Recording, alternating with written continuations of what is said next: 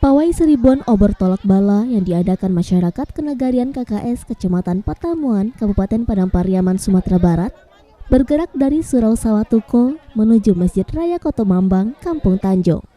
Pawai obor berjarak sekitar 3 km tersebut diikuti semua unsur masyarakat, mulai dari alim ulama, nenek mama, bundo kandang, pemuda hingga anak-anak.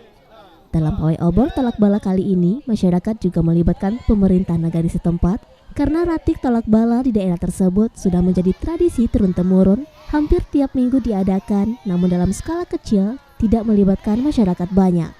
Selain mengadakan doa keselamatan menjelang keberangkatan, sepanjang jalan peserta pawai juga mengucapkan kalimat tahlil La ilaha illallah.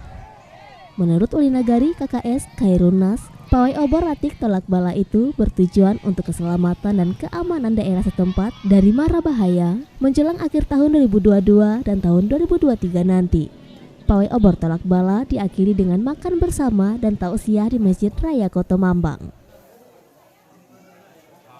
Seribu obor dalam rangka anti tolak bala masal di negari KKS. Rangkanya mulai dari pembuatan obor sampai melakukan anti tolak bala, mulai dari perbatasan korong yang ada di negari sampai ke titik puncaknya yaitu Masjid Raya Negeri KKS.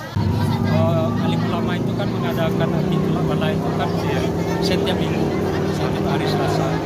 Jadi berkebetulan didukung oleh pemerintahan negari beserta nenek mama yang ada, jadi sehingganya yang sekali setahun ini kita adakan luar biasa lah daripada hari-hari yang permingguan itu. Dari Padang Pariaman, Sumatera Barat, Eka Gus Priadi, iNews melaporkan.